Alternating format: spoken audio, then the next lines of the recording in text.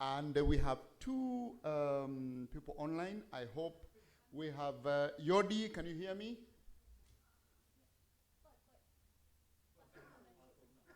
How are you, Good, thank you. That is my Yodi. brother? How are you? Very well, thank you, Yodi. Good to see you. Good to hear you. And Good to we see you too. thank you very much. And we also have Esteban. Are you online? Can you hear us? Yes, the volume is very low from you Very low. somehow. Yeah, we your can barely volume is very low. Oh, is it? we can barely hear you, Gitinji.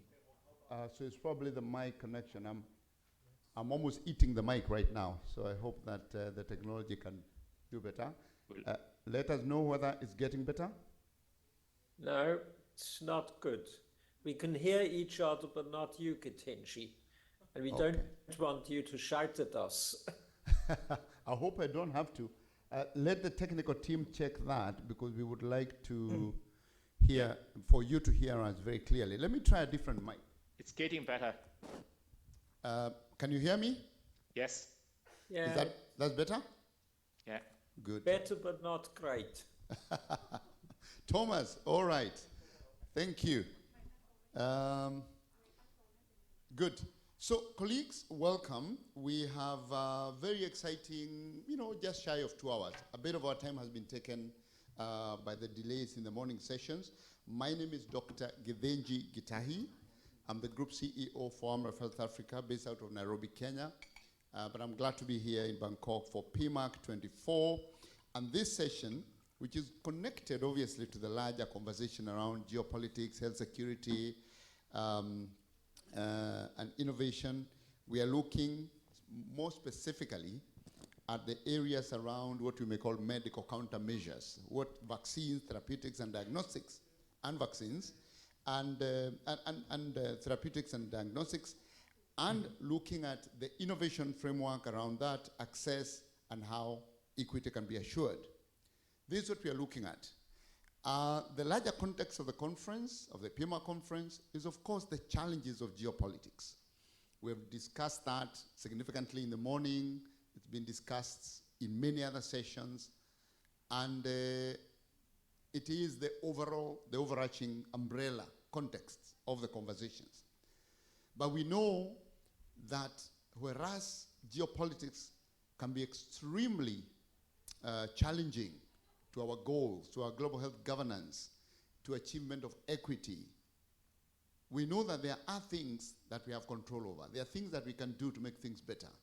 I think for me, the key question that I would like to explore with this magnificent panel that I'm going to introduce to you shortly is, if we had disease X tomorrow, if tomorrow there was a declaration of a public health emergency of international concern, would we be better than we were before COVID, or would we be at exactly the same place?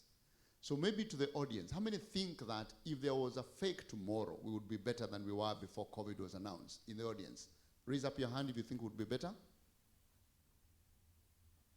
Okay, there are optimists in the room. Raise up your hand if you think we would be exactly where we were before COVID. The house is hung. So let's see. Let's see what the experts think about this. And of course, we have other experts online, and I'm going to introduce everybody. So I don't have to do this huge background, because I think all of us understand the challenges that we had, the limitations of innovations like COVAX, Act A. We'll hear about Act A here.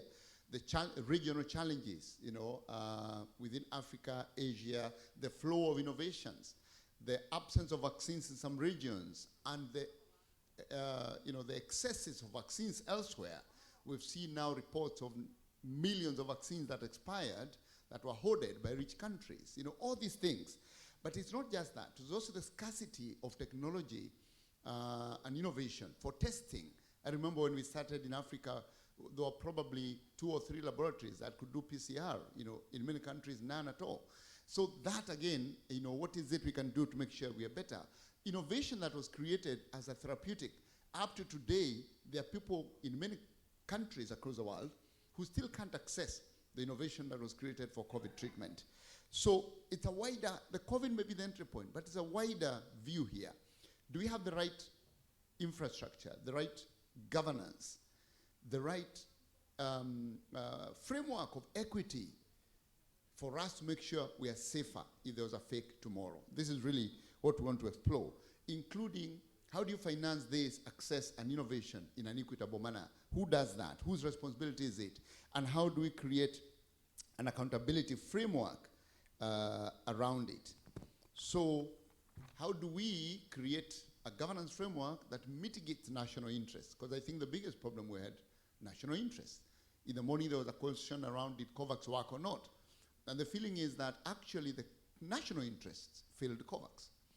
That's what I feel. I'm sure different people have different views. So how do we ensure solidarity, availability and protection of public goods, stewardship, and this whole agenda of equitable access? So today, the themes that we are going to tackle include the ones I've talked about. How do we overcome the challenge of having all the products for protecting human life in the rich countries? How do we ensure that intellectual property and the challenges we are seeing now with the pandemic treaty, many of you will know within the pandemic accord, pandemic treaty that is supposed to be signed in May at the WHO, WHA, or World Health Assembly, there is huge dichotomy on benefit sharing, huge. Again, we'll hear about that, what's going to happen, and what do we do to ensure that that treaty leaves us better than we were before it? How do we rebuild trust, and how do we overcome the challenges of polarization that we have that are affecting decision-making in our supply chains, in the innovation and access of it? So to navigate these questions, we are going to open this panel, this side meeting, with two keynote addresses. One of them is going to be by Dr. Yodi Alakija, who is the Chair of Africa Union Africa Vaccine Delivery, a very passionate individual when it comes to equity. And then we are going to also hear from Lin Fawang, Executive Director of the Program for Research in Epidemic Preparedness and Response, otherwise called PREPARE. So I'm going to ask Yodi to open this session. Yodi, I know you have a lot of energy, so we will feel it through your screen, I'm sure. So over to you, Yodi, for your presentation and your keynote. And then hopefully you'll stay with us in case there's a question for you. Over to you, Yodi.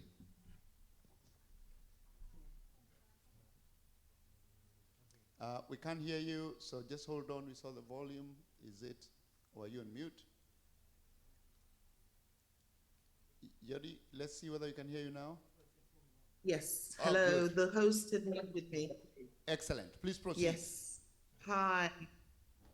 Thank you so much, Gitinji. It's very good to see you, and I'm so sorry not to be there with you. Hello to all the friends in the room. Many of us are in Rome having this exact same conversation around the 100-day mission conference that we had over the past couple of days, looking at how we make sure that we don't go where we did during COVID. So I won't answer your question because I'll leave it to your experts to answer, but I'll speak to the ACT Accelerator and a retrospective look. But before I say that, it's really interesting.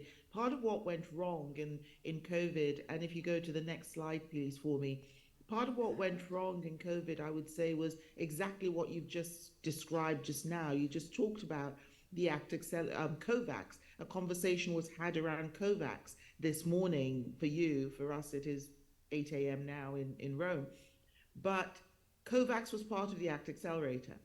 And I would say that one of the first things that for me coming in, I was invited in to lead the ACT Accelerator, co-lead the ACT Accelerator and chair the principals group 20 months into it. One of the things that was very clear to me was the sort of separate branding of the different parts of the ACT Accelerator affected its effectiveness in that the funding, COVAX was then seen as its own entity as opposed to, and if you look at the slide and look at the sort of the makeup of ACT A, COVAX was very much a part of ACT A, and yet there was institutional, if you like, competition, if you like, where it was sort of branded separately, and the world saw it as separate, which affected its funding. And so people were funding COVAX separately from the ACT Accelerator, which affected some of what you just said, the diagnostics funding, the therapeutics funding, then became strangled, and the other aspects of it. We very much saw vaccines as the panacea and the cure-all for the pandemic, which was, I believe, also a mistake. They were an important part of it, for sure, but we should have recognized the other parts. So if you look at the slide, and I only have 10 minutes, so I'm going to be very quick. The 4 pillars of Act A were diagnostics, therapeutics, vaccines, and health systems. And I want to thank Feng, my friend Feng from the World Bank, who is helping to coordinate and lead this session, and of course the organizers at PMAC for having me. You've also just mentioned the momentum that we need regarding the pandemic accord, and I think that is something that it's really important that we say up front at the top of this. In the pre-meeting, we often say the pre-meeting and the after-meeting are the best parts of any meeting. A great conversation in the pre-meeting, and I believe that myself and Thomas and Esteban, who sort of managed to catch up yesterday, have also had a pre-meeting to this to prime the pump, as it were. And the conversations around the pandemic accord are really, really important and really worrisome, because you talk about it being signed in May. If we as a world do not come together, I'm concerned that we will not have something to sign in May. Also for me, looking ahead very broadly, and if we go to the next slide, what are we doing with the lessons that have come up, and what are we, various evaluations and critiques, and how are we taking those forward into the future? Some of it is what we've been just doing this week, the research and R&D coordination. There's been increased R&D coordination for sure, and some of that we're beginning to see. You mentioned, Gitinji, more labs across Africa, many LMICs, just talking to Professor Wang earlier, hearing about wastewater surveillance and the incredible systems they have in Singapore. That is where we should all be heading to. That is, that in many ways is the gold standard. But previous to the pandemic, I know my own country, Nigeria, had perhaps maybe 1 or 2 PCR labs, but it's not just about PCR labs. We need to move beyond that into point of care testing. We need to move beyond that into having accessible diagnostics. One of the reasons vaccine uptake was very low in many countries was that people had not had any diagnostics. You introduced me as co-chair of AVDA, which was set up during the pandemic by the Africa Union under the leadership then of Dr. John Nkengasong, and he and I chaired that together. Today, I chair FIND, which is the Foundation for Innovative Diagnostics. And I also wear another hat. Continue to chair Act A, and I want to say that up front here. The Act A continues, and many of the people on this call are members, or in the meeting are members of Act A, including Thomas, including, I don't know whether Juan Pablo is present in person. Is he there? Hi, Juan Pablo, if you are, and many others. So those efforts are continuing, and I think those are part of the lessons, that we didn't just drop the ball, as we look at going forward into medical countermeasures. Funding platforms being available, again, a conversation we had yesterday. We need funds not 100 days into it or 15 days into it. We need funds before this start. We need to prepare not to fail. At the global level, critical functions need to be improved for pandemic preparedness and response, including, you've spoken to geopolitics, and that's a broader context of the entire meeting. We're in a very sort of tenuous geopolitical time right now, and I wonder how we would fare if today was 2020, with the crises in, be it Ukraine, the war in Ukraine, the Gaza war right now. How would we fare? How would those of us, they say when the elephants fight, we say from where you and I come from, Gitinji, that it is the grass that suffers. How would we fare as countries refused or choose to support or not? How would we fare with our own governments and our own leadership that it was not necessarily the most responsible and responsive? We had some countries where we had their presidents and political leaders die in the pandemic because they simply were refusing that it actually existed. Then to regional systems, and I'm sure there'll be many more conversations on that. Next slide, please. So again, I've said this already, and it's funny that it was the top of the thing, the first thing you said, that there'd already been a conversation on COVAX. And for sure, as the special envoy for Act A, which is the role that I still hold, an advisor to Dr. Tedros on that and many matters, too much of the focus was on COVAX. Too much of the focus. African voices were not initially being heard. We raised our voices. You talked to my energy and to my passion. And that was because people were dying, Gitinji, as you and I know. Our people were dying and there was zero access and we were not being heard. There was too much influence afforded to the donor community. And we said, at that time, as Africans, we said, we're not asking for charity. We're asking for true partnership. We're not asking for charity. We're asking to be able to purchase and to be able to, the pooled procurements mechanisms were set up. I'm not telling any of you anything you don't know. We were unable to purchase what we needed. LMIC engagement must be authentic. We must engage with those who are on the ground, who understand where the rubber hits the road. Governance frameworks need to be inclusive from the very start of a process. And for us at Act A, I would say at the very beginning, that was not the case. Yes, it was put together hastily. And this is why now we must work as a global community to do this way in advance so that we have, and as I say, Act A has continued not necessarily just for COVID. And I know you have Tim in the room who will speak to IMCM and some of the efforts there, but we've continued to be poised and ready as a sort of, as I believe Mike Ryan said it at our last Act A meeting just a few weeks ago, the sort of brain trust of the people who worked at the coalface of COVID, yes, taking the knocks and realizing that we didn't get it right. But there was a counterfactual.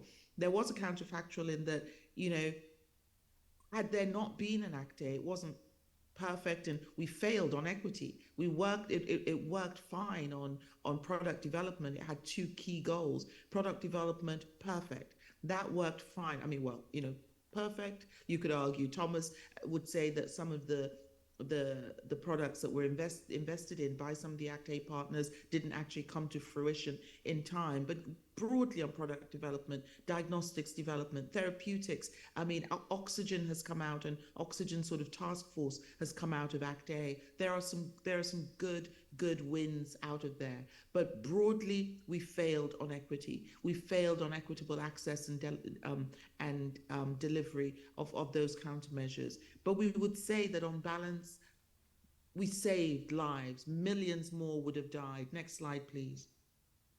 Many of you would have seen the evaluations of Act A, a mid-time review, and a final evaluation that was, that was sort of independent, but it was funded and led by Norway, who had been primarily the leads for Act A, so it wasn't so much independent. Yeah, I don't want to spend too much time on that. You can read it. The evaluation was criticized for various reasons. Again, too much of a focus on COVAX, a lack of rigor in review, flawed intentions perhaps, and therefore flawed remit and framework of evaluation. The earlier midterm review was criticized, next slide please, for being too narrow, and other initiatives such as the IPPR review concluded that Act A was not inclusive and supply driven. Let me spend a bit more time on the lack of voices from LMICs, since this is really a meeting in the Global South and therefore a little Global South focus. How do we address this going forward in agreeing global functions and frameworks? If we go to the next slide, please, I think. Yeah. Really, I was one of, as you said, Gitinji, I was one of the voices like yours, like John and Kegasong, when he was leading Africa CDC. And when we lost him in Africa, we lost a great thing. But, you know, our loss is the United States gain. Um, we were fully cognizant of the fact that vaccines were not the silver bullet, and all four pillars of the ACT Accelerator needed to be given equal attention. What is raised time and time again is the lack of inclusivity. And the ACT-A model, in its initial construct, look, when I came on, let me be practical. When I came on, I would chair every Thursday a meeting of the global heads of the leaders of global health. And the amount of energy and attention they put to it was incredible. You know, we would have the head of Global Fund, the head of Gavi, the head of CEPI, the head of WHO, the head of UNITAID, the head of FINE, the head of Welcome. All of these men, and they were all men, and mainly from the global north as well, would be present every single Thursday for 2 hours to work out how we would get these countermeasures to the world. But there were too few people from the parts of the world who understood what was needed to deliver the countermeasures. Those are the things we need to look at to answer your question, how are we safer the next time around?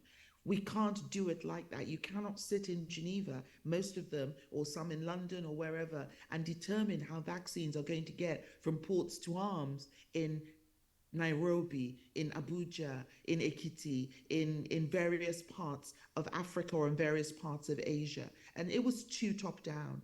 There was too much influence from donors, there was too much that was pushing it from, you know, Thomas is here, from the pharmaceutical industry.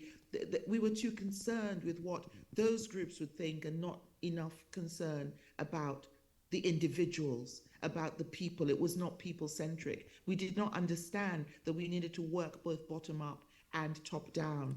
LMICs, therefore, were excluded from conceptualization, and there was a lack of ownership then, which affected delivery. And people from LMICs lost interest in the work groups because they felt they weren't being listened to. Those were some of the problems that we faced with ACT-A that we cannot do again. To address the lessons learned, we need to therefore integrate regional networks and expertise. You know, AVDA, which you referred to at the very top of this, AVDA was set up, the Africa Vaccine Delivery Alliance was set up, you know, by the Bureau of Heads of State. It was set up under the leadership of myself and John and Kegasong to deal with the delivery, to deal with the advocacy, to deal with the connections and the community relationships. Nobody would fund it. We were the precursor to the COVID vaccine delivery partnership, which came out of COVAX. That copied the AVDA model, and immediately the world put millions into this global top-heavy COVID delivery partnership, which has gone on to now become the MCM delivery partnership out of the G7, and yet nobody put a single penny into funding the Africa Vaccine Delivery Alliance, including Africa. So we have to look at both ourselves. You know what they say, when one finger points out, four fingers point back towards yourself. We also need to look at ourselves, particularly us in Africa, and say, what are we putting our money where our mouths are? There was a lack of acknowledgement of the value of the regional cross-sectoral and platforms, and a lack of coordination even amongst ourselves, Gitinji. And that meant that such networks were not fully supported and were unable to, in many ways, continue. So where the world supported what copied us, what really took inspiration from us, you know, COVID-DP, which was, that was led by Ted Chiban, my dear friend Ted, who is now the deputy executive director in New York of UNICEF. Ted led COVID-DP, but it was copy and paste of the AVDA model. And yet the world funded that. That has now gone on to become what will be the delivery system for a next pandemic. How do we learn those lessons? How do we go back to those who started AVDA, who worked in AVDA, to say, okay, include us in this conversation so that we are safer the next time around? Next slide, please. I'm going to sort of start to close here. Okay, these are all just references. You can go back to the next slide, please. All done. So, in conclusion, because we really don't have much time, Act A. Oh, I can see you all. Hi, everyone. Tim, Yeah. I see you. Hi, Yodi. We Hi, can see- Carolyn. yes. Hey. That's wonderful. In conclusion, really, we must do better. In conclusion, to answer your question, we're not ready. We are absolutely not ready. You asked me yesterday on Twitter, actually, to bring some of the conversation we had in Rome, to bring that to this today. And I will tell you now what I said then. What we learned during the pandemic is that the world does not care about humanity. The powers that be do not care about people, that the value of a life in Kinshasa is not worth the same as the value of a life in Kansas City. The world has shown us that. What the world cares about is money. What the world cares about is economics. And unless we begin, as those of us from the global south, to speak the language that the world cares about, we are not going to get anywhere for the next pandemic. So now, wearing my hat as the co-chair now of the G7 Impact Investment Initiative for Global Health, I'm learning a lot from my venture capitalist and private investor colleagues about return on investment and that sort of language. That is what now we as global health people need to start talking about. What is the return on investment on if we now today invest in the vaccines, the diagnostics and the therapeutics that are needed to prevent or to prepare for disease X? What is the return on investment on wastewater surveillance today, preventing us losing X number of days in manpower hours tomorrow? What is the return of investment? Let me end with the example from Egypt. Egypt invested in hepatitis C surveillance. It cost them hundreds of millions of dollars. But for every single dollar they spent, the return on investment was $3.62. 362% was the ROI. That is the language we need to start speaking, because the language of emotion, of empathy, oh, don't let my people die, does not work. So for me, the biggest lesson out of, you talk geopolitics, human security, health equity, the biggest lesson is ROI. What is a return on investment for the whole world in ensuring that we prepare adequately for disease X, for what is definitely coming, maybe not tomorrow, but most assuredly in the next couple of years. Thank you very much. And lovely to see you all. Hi, Carolyn. Thank you very much, Yodi, for that excellent review of what has happened and the lessons we've learned and your take at it and where you think we should go, and making the point actually that we are not necessarily listening to those that should be listened to as well. So who are we listening to? Just bringing that perspective. I would like to ask now Limfa Wang, Executive Director of Prepare, to look at the future. So that's kind of a reflection by Yodi of the past. But Limfa, how does the future look and what is it we can do differently? Over to you.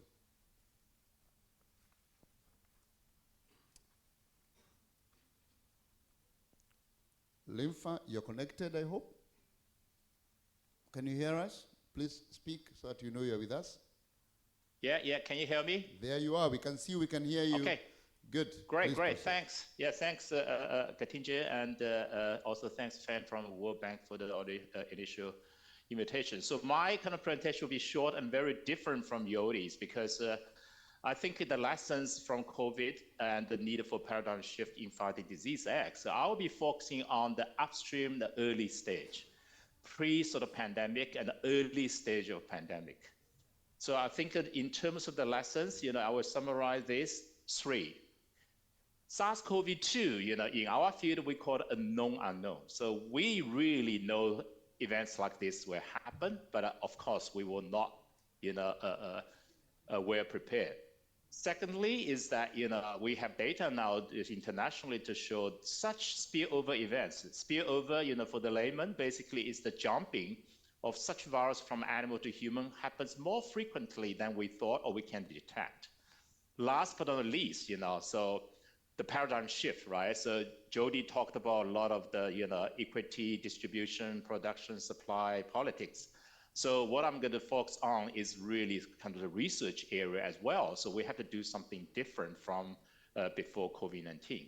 And then I will, answer the question, are we better prepared today, if SARS-3 happens tomorrow? So this is very personal because, I have been working on these emerging zoonotic viruses, my sort of, 70% of my career.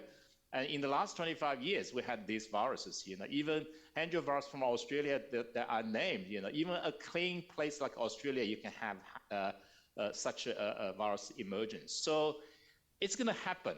And in the coronavirus, we had a SARS-1, we had a MERS, and a COVID-19. That's what we keep telling. Actually, I wrote a perspective in June 2019 to say, another coronavirus will jump and cause lethal disease in human. But of course, we're scientists. The general public may not listen to us as seriously, as you guys or the politicians, right? So what I try to emphasize is that, SARS-CoV-2 was really a known unknown, and it was going to happen. Now that's important, is the frequency of virus jumping species. How do we know, they are frequently coming to human?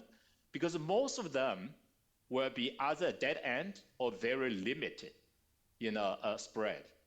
But if we don't do the surveillance, if we don't investigate small events, what we call sort of a sporadic spillover events, then some of them, very few, maybe 1%, 0.1%, 0.01% will lead to a major pandemic, just like COVID-19. So we are not even doing enough in the first stop point. The first stop point is to investigation of disease outbreaks. You don't wait for pandemics. You really should, international community, we should work together really to investigate, all the cause of unknown and unusual infectious disease events. The next level is really on detection of the actual viral genetic materials, either in human population or in the wildlife population that we have a frequent interaction. So certainly not enough.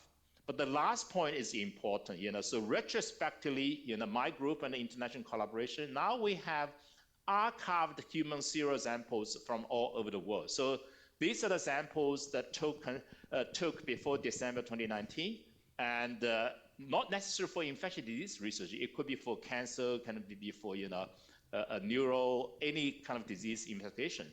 So we retrospectively went back to interrogate to say, before December 2019, can we detect, either serologically antibodies or T-cell immune response? Yes. So SARS-CoV-1 or SARS-CoV-2 like viruses have been jumping to human populations, on a regular basis. It's just, you need one really unusual event to cause the pandemic, right? Okay, so, we published this in Nature Communication. We estimate in my region in Southeast Asia annually, 60,000 people are exposed to SARS-related coronavirus. So SARS-1, SARS-2, and maybe potentially future SARS-3, SARS-4s. So basically that, we have to be much more active, much more proactive to do surveillance and to really mitigate at the very early stage of the outbreak. As I said, my talk will be focused on the front bit, is to how to reduce the spillover to human and how to do the early detection and mitigation. So, we always say the COVID-19 vaccine development is, historical, because from sequence to the first human sort of application, licensed vaccine was 10 months. And yet, we're still in the middle of sort of pandemic and another wave, right? So the vaccine is great, but not perfect, and have three major limitations. The breadth is not good enough. The virus mutates faster than the vaccine, and the immune longevity is not good enough, and also locality, because we learned the lesson, painfully, that the vaccine was good to induce, systemic immunity, but mucosal immunity is not there. That's why, even after 7 mRNA vaccines, you will still get infected sometimes, so it's just not good enough. Okay, so what's the future? Can we do better? So right now, from WHO, CEPI, Gates, NIH, everybody basically is on this kind of front. And the conclusion now is that we have to do preemptive. So we have to develop vaccines and broad enough and can be really deployed very rapidly. And so we call them sort of a prototype pathogen. So we have many, many meetings, really brainstorm, try to identify the high-risk pathogens and try to develop these vaccines in advance. And I'm going to introduce that new concept, it's a universal antibody vaccine. So during COVID, we have these therapeutic monoclonal antibodies, Regeneron was the first, and one after one, they all fail, right? So due to two reasons. One is that the virus mutated very quickly, so the antibody was not broad enough. And secondly is because that they were all used as the therapeutics. So what we are proposing now is that all of this preemptive development is that we want to have prototype vaccines there, and we also want broad spectrum antibody cocktails. Now, clearly, antibody will cost more, but it's much more effective. As soon as you receive the antibody within minutes, if you're going to be protective, and it does not depend on your own immune response, right? If you are, doing chemotherapies or you're immunocompromised, you can still do that. So this, together with the rapid diagnosis and everything, hand in hand, what we need is the tools that at the first few days and few weeks, we can dampen, slow down the spread. So let's say, for vaccines, we're talking about, supply and everything. We're talking billions of doses. For this, we need millions of doses. That's enough, strategically located, broad enough to really dampen the spread in the early phase. So Yodi already talked this 100-day mission. So 100-day mission is now the buzzwords. Everybody is working toward that. So I'm the scientific advisor committee member for CEPI. So CEPI have this CEPI version 2 paradigm shift. It's a 100-day mission, basically. We want to develop a vaccine from detection of the sequence of the pathogen to licensed vaccine in 100 days. Very ambitious, I have to say. So that's where this sort of orange red box in the middle. But there's a lot of work has to happen before and after, right? So even the idea of 100-day works, I always say that you still have these 2 shots and then another 5 weeks, right? So that's what I think the reason that in addition to the 100-day vaccine program, we need a broad spectrum universal antibody cocktail ready to dampen the initial transmission so that we have the time, to wait for this vaccine.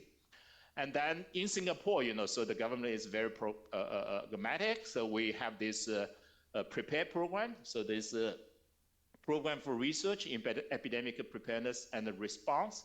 So I was very honored. I had the privilege to be the inaugural executive director. So we have these 5 pillars of research. And I have to emphasize that the 5th pillar is regional networks. Clearly, Yodi says nobody is safe until everybody is safe, and no country is safe until every country, at least in the region. So that's our plan, and we'll be working very closely, with our partners.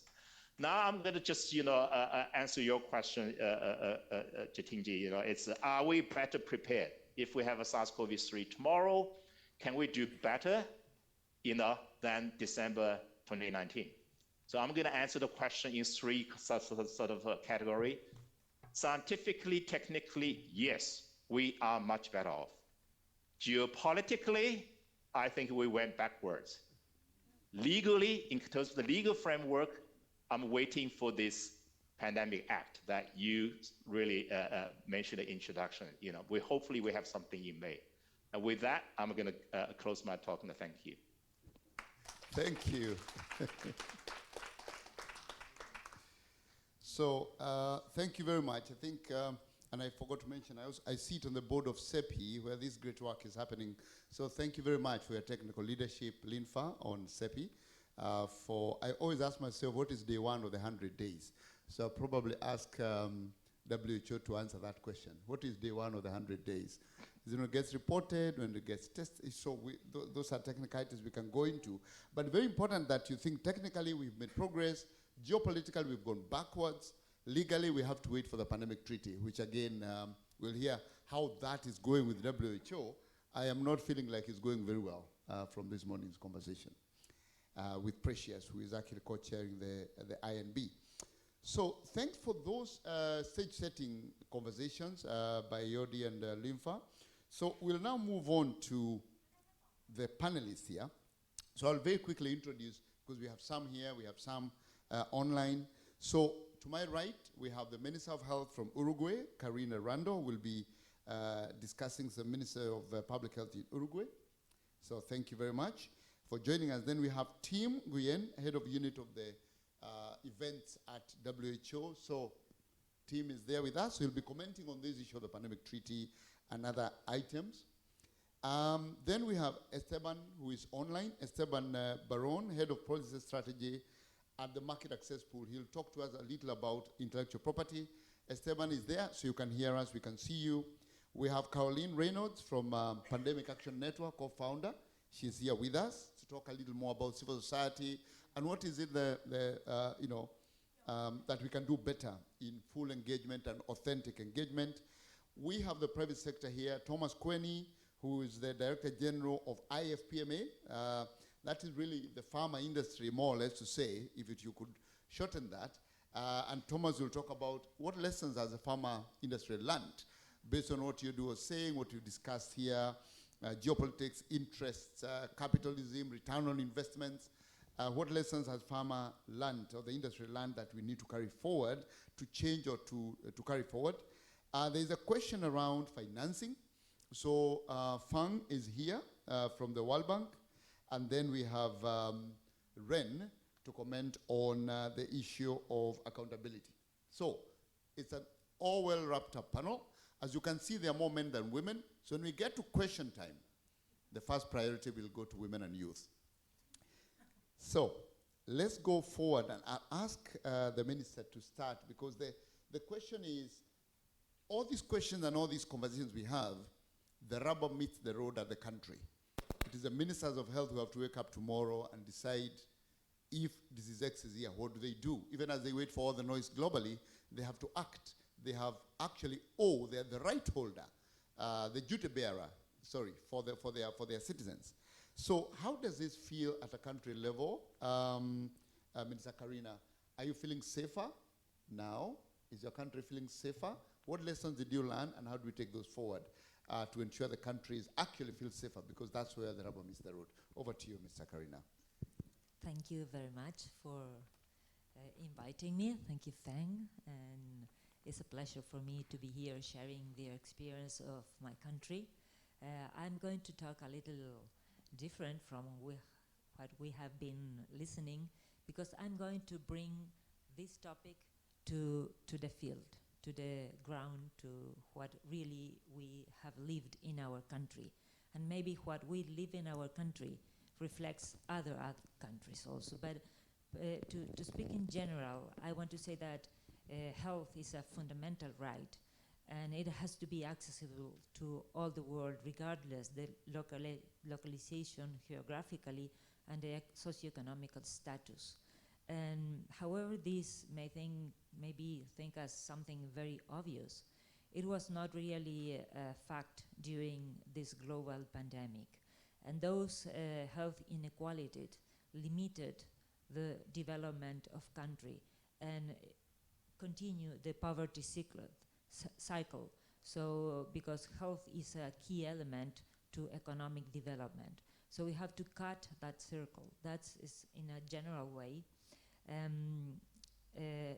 Just to continue, the general capacity of negotiation with pharmaceutical industry and technological industry is one of the sources of inequality.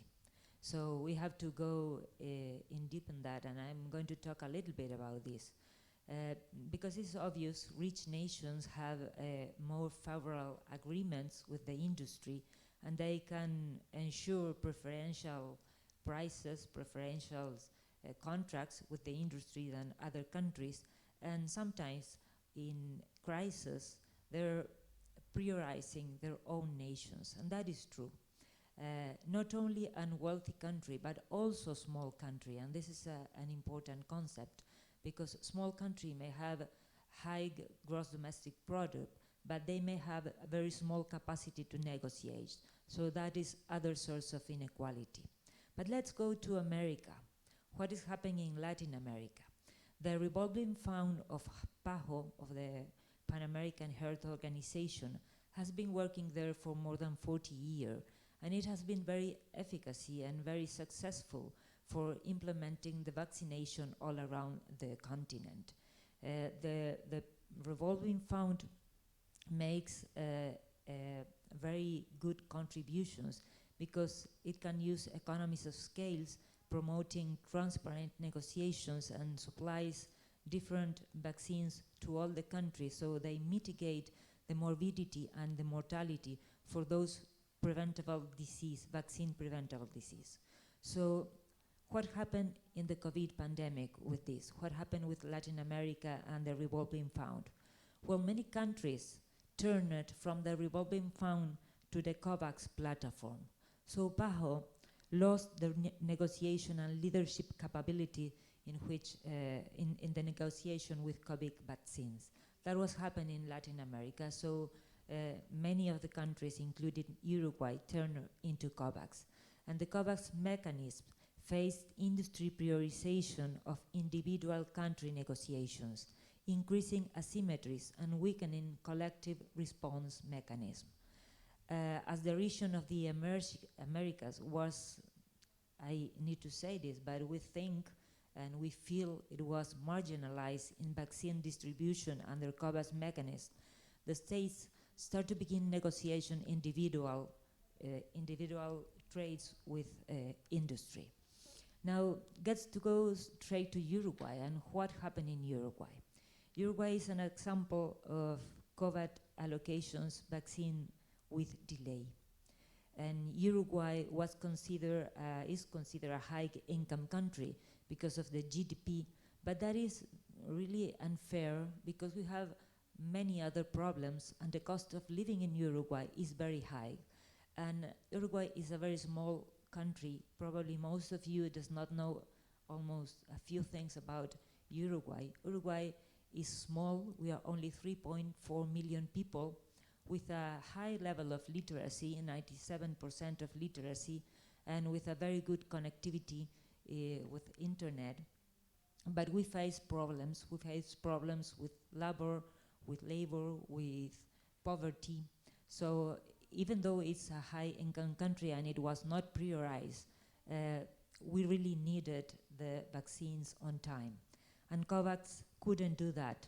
So our government was really desperate trying to get the vaccines because the population started dying. So we have to make agreements with specific countries, with China, with CoronaVax platform, with USA and Germany with Pfizer-BioNTech platform and start vaccination with that. What that means? That means that from the Uruguayan's perspective, the access to vaccines require bilateral negotiations.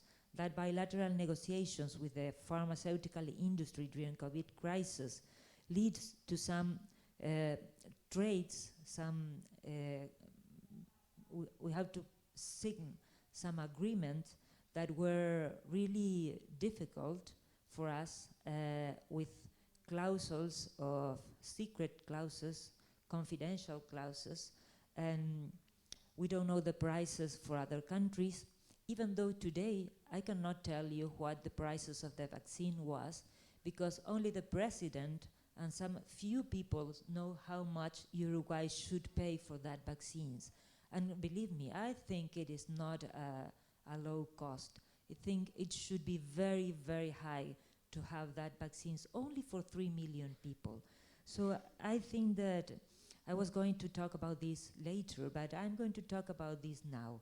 I think that that binary decision of low or high income countries to allocate resources, aid and vaccines maybe should be reviewed, because maybe we need other considerations.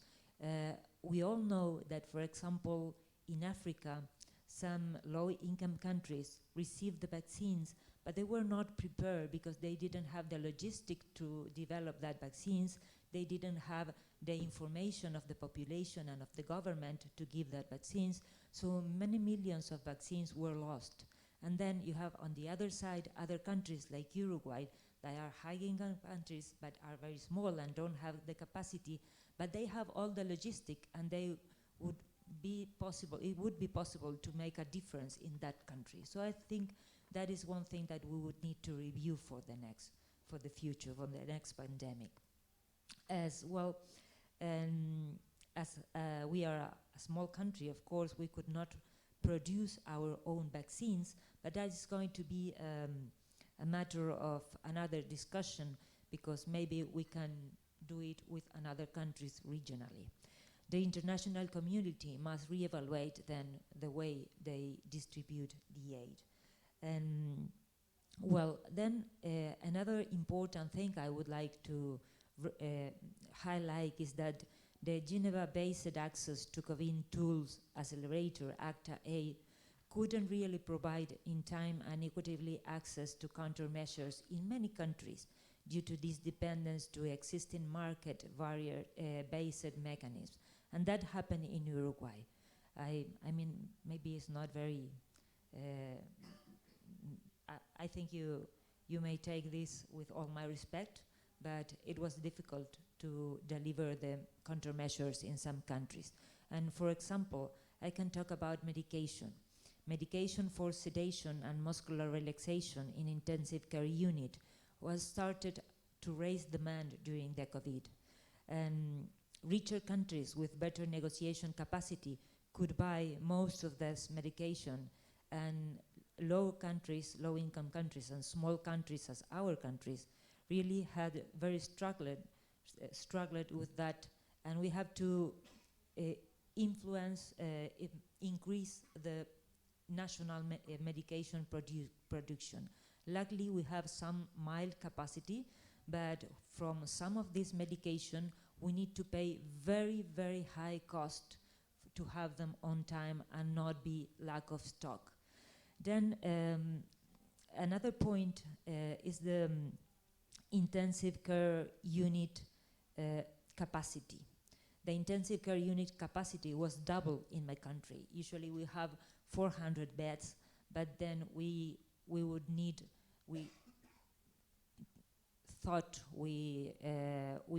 programmed that we would need to double that capacity to 800 for 3 million people. And well, though we need more ventilators. And one thing that happened, and it's just an example, is that we place an order to import ventilators from certain country and certain company that I'm not going to mention. In the meantime, that ventilators were shipped, and something happened. Other countries were involved, and those ventilations never arrived to our country. So that is the way that the world works and functioned during that times. What we did, we have to adapt our situation. So anesthesia machines and monitor machines that were not used because scheduled surgeries were not performed went to the intensive care unit. And with that, and with the help of some other countries, for example, Saudi Arabia gave us 53 ventilators as a donation, and Israel gave us 5 ventilators as a donation, and with the anesthesia machines, then we could increase the capacity of the ICU, and Uruguay was never overloaded in the ICU assistance. So that was a good thing, but really, it's an interesting thing to say that we could not import the ventilators. Another very important topic about this is the testing capacity. We assumed the government on March the 1st. That was the first day of our new government and government change, and we start at March the 1st. The first patient with COVID was diagnosed in Uruguay in March 13. So we have been in the government only for 12 days. And we only had in our country 200 COVID tests for the whole country, only 200. It was not a nice situation. We tried to import them from different countries. We tried to import in from Europe, from the States, from many, many countries, and we couldn't. Nobody wanted to sell tests to Uruguay because it's so small that nobody is interested in that. So we didn't have tests. Luckily, we have a very relatively very well scientific world in Uruguay. We have a Pasteur Institute, so in a few months we've developed all our tests, and we could test all the population. Every test that was needed, we have it. But what happened with that? The cost was really, really high. For you to have an idea, maybe it's not a good a high sum of money for you, but we spend $240 million only in testing 3 million people. That is absurd. It's really terrible, and that was the only way we could do it, because we don't have economies of scales, so we have to manufacture the tests with importing the materials, and we have to pay as much as they ask for. So it was really a difficult situation. Luckily, we could expand our capacity, and at the beginning, this does not end here. We want to expand our capacity because we had only one laboratory with biosecurity that was able to do the PCR. So we need to implement we need like 20, 25 laboratories. Importing the machines for PCR was also another problem. We didn't have the capacity to import because they were not viable. Finally, we did it, and finally we could have our 25 laboratories, but it was really very difficult. And the same happened with the mask. I'm not going to go deep in that, but doctors should use the mask, the N95 mask, for several days, and they keep them in a bag, in a paper bag, for several days because we didn't have masks for them. And the population need to sew their own masks and use them made by fabric, because we couldn't import the masks. So it was really, at the beginning of the pandemic, it was really try to invent things and try to solve problems because of this reality. This was not an anecdote, this was the reality. And I would like to finish with 2 more points. One was the communication. Communication was really important in our country, and I think it was a strong point. The communication was based in press conferences every day. Every day at 7 p.m., our president and our Minister of Health informed the population how many cases there were that day, how many were the total cases, how the disease, how the discharge, how many beds in the intensive care units were occupied, all causes, and for COVID. So it was very important to combat to infodemia.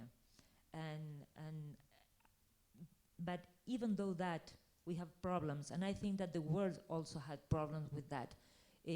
At certain point, the Minister of Health was denunciated, and we have to stop the vaccination for children because they said we were cheaping them.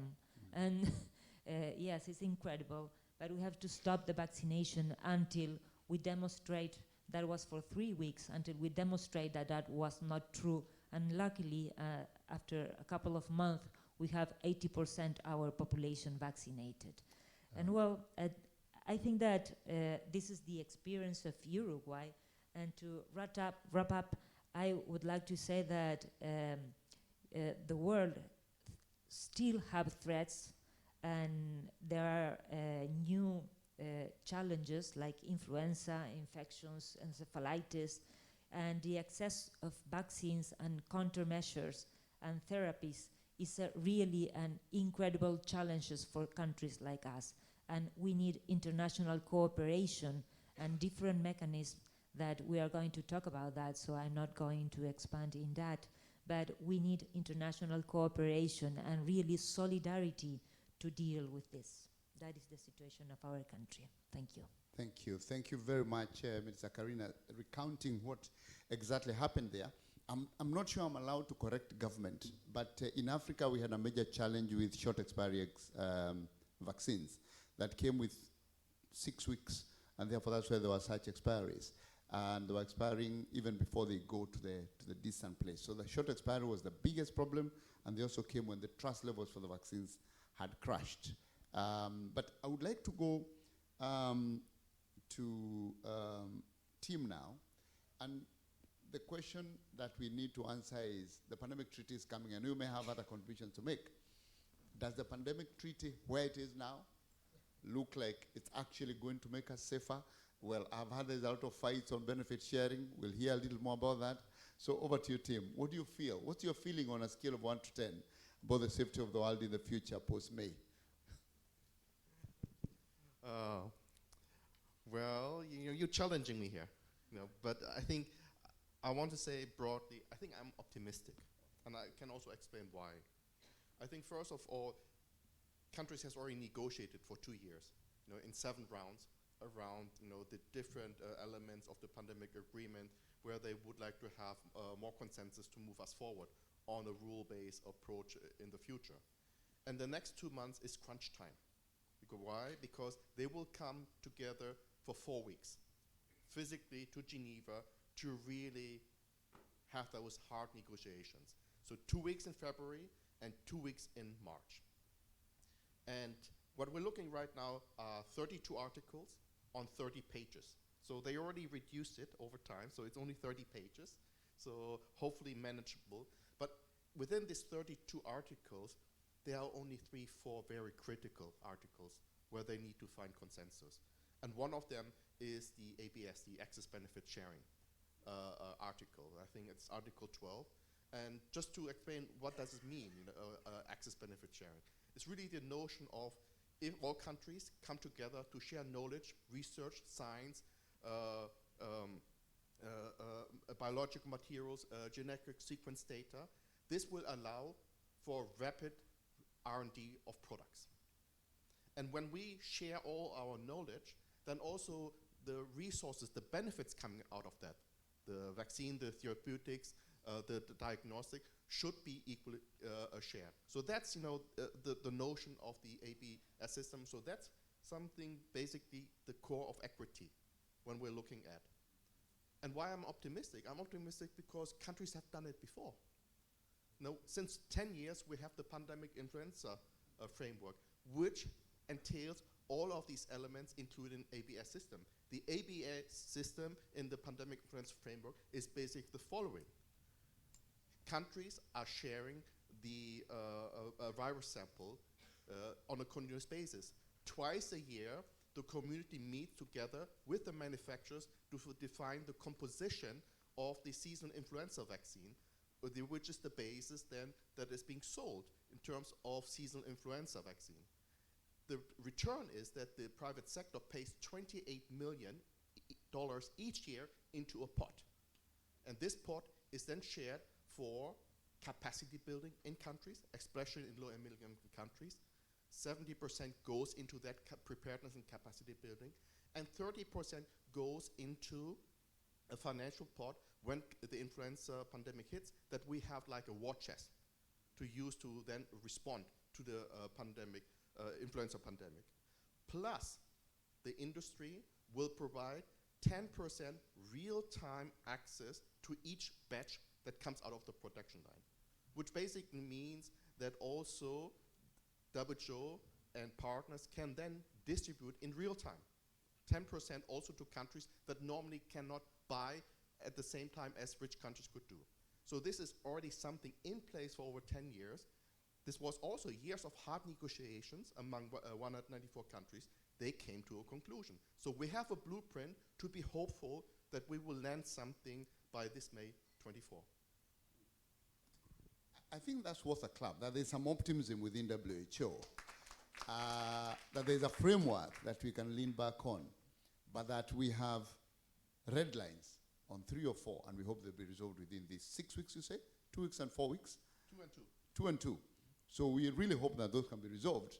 And hearing from the minister here, I think there's no way out. We have to resolve them because, and when I come to Fang at the end, I'll ask you this question around the marginalization of Americas that was raised, because most of the frameworks we use for Gavi and others are based on, on World Bank classification of countries. So maybe you'll reflect on that. But thank you very much, Tim, for that. And on our side, we have to give hope to our government, and maybe is to get together to advise our government on what really should they vote on the red lines, because I know most of these red lines are coming from high-income countries. Very, very little. Please. Just to tell you how governments need to have confidence. When I was asking for permission to come here, my president said, "Why? We didn't have the help on time. What are you going to do there?" So we need to build trust again with our governments. Wow. So thank you. Thank you. Thank you very much. So let me come to you, Esteban. From a medicines patent pool and market access consideration, what do you think we should do better if we were to be prepared and feel safer for the next pandemic? And you've listened to the speakers here. Over to you, Esteban. Thank you, Gitinji. Can you hear me well? Very well, yes. Excellent. Well, thank you so much. Thank you to the PMAC organizers, and thank you, Gitinji, for having me on this panel. So, I mean, I think I'm here in Rome at the moment, together with Yodi, in fact, and Thomas, where yesterday there was the presentation of the report of the 100-day mission, and really trying to figure out where are we today? Are we better prepared? And one of the things that struck me quite strongly, and in fact was one of the headlines that came out when the report was issued, was particularly in the area of therapeutics, which is one of the key areas where I've been working on, the pipeline is empty, essentially. That was the key message. And why is that a problem? The problem is, if we want to be better prepared, we need to have a number of, preferably a large number of compounds that are in development, hopefully ready for going into phase 2 clinical trials, so proven to be safe, proven to have activity against a class of viruses, those pathogens of pandemic potential that the WHO has identified, and really be able to rapidly test those out to be able to roll out new products. And yet what we see is that if you take away influenza and COVID, for which the pipeline looks better, COVID or coronaviruses more generally, perhaps we should say, outside of those two, for all the other pathogens of pandemic potential, we really have very, very little in the pipeline. And that is a huge concern. And of course, one could, I know naturally being from the medicines patent pool, often the intellectual property questions come my way and say, well, the challenge here is it's not intellectual property itself that will necessarily incentivize this,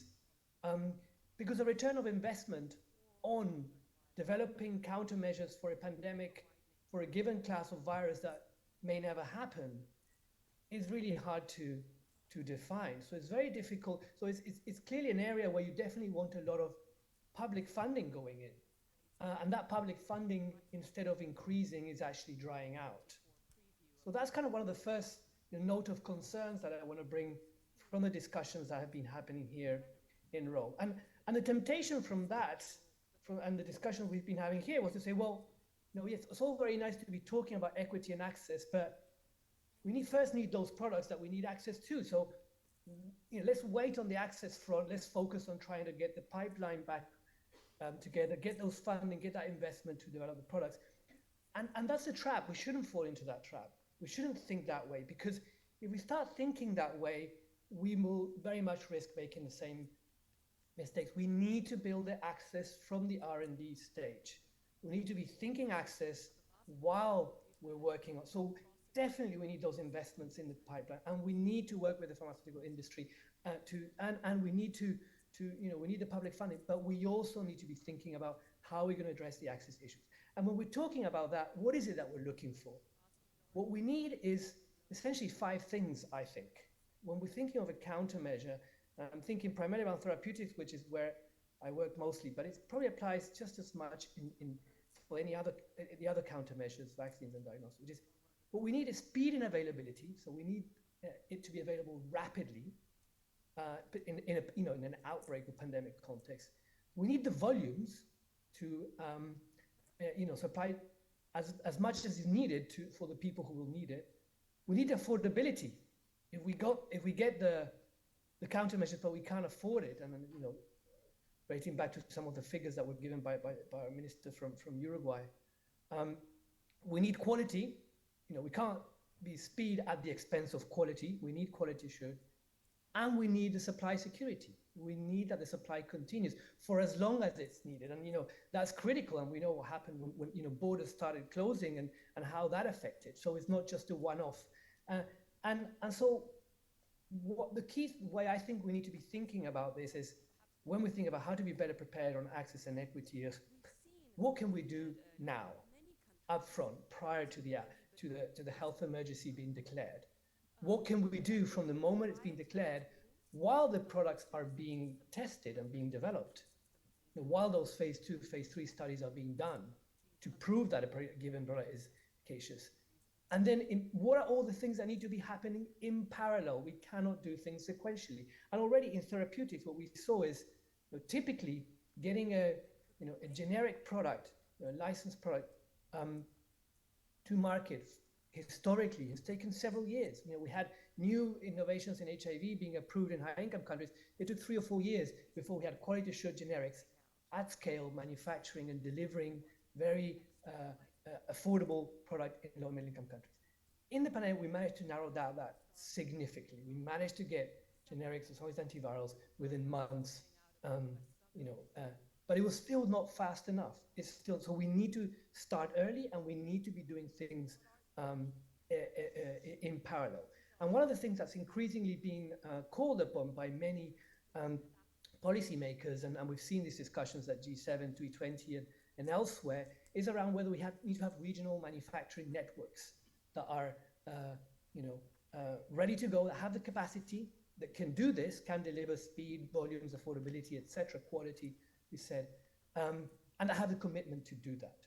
And I think that's for one of the things that we probably need to be thinking about now. And as MPP, the Medicines Patent Pool, we did some of that during COVID, but it was on the go while we're in the midst of the pandemic to build a network of antiviral manufacturers that were able to develop some of these new antivirals and bringing them to market to supply low and middle income countries. And in the field of vaccines, we're partnered with WHO and 15 governments and manufacturers in 15 countries around the mRNA technology transfer program, again, to develop that manufacturing capacity, to have that network that hopefully one day can be ready to respond.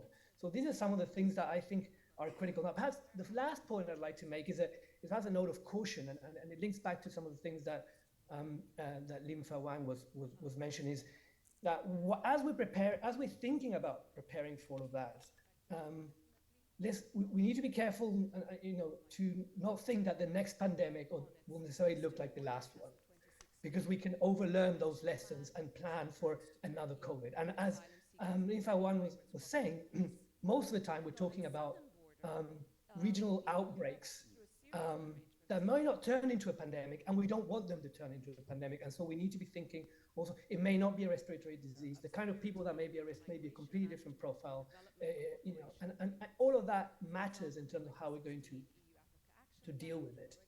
But really thinking about what is it that we need to do. So we need the funding, and the focus on developing those countermeasures ahead of the game.